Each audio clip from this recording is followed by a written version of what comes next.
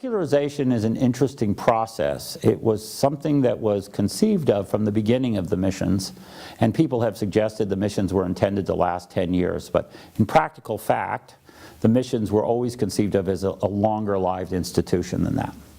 The first serious call for secularization came in 1810 as a result of the liberal parliament that was held after the French occupation of the throne when Joseph Bonaparte was on the throne. And Charles IV and his son had been basically taken to Toulouse. And that liberal government institution sought the end of the missions across the whole Spanish Empire. Word was sent to California, by the way, in 1810, but the father president basically said, hey, who's going to replace us? You know, the Bishop of Sonora has no priest to send here, so we're not going to act, but as soon as you get the priest lined up, we're happy to lay down our missionary frock and go back someplace else. But it didn't happen.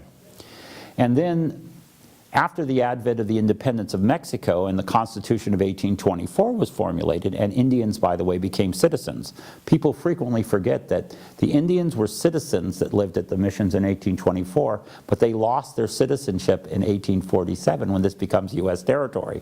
Not a very good thing for Indians, to say the least. They were disenfranchised, effectively.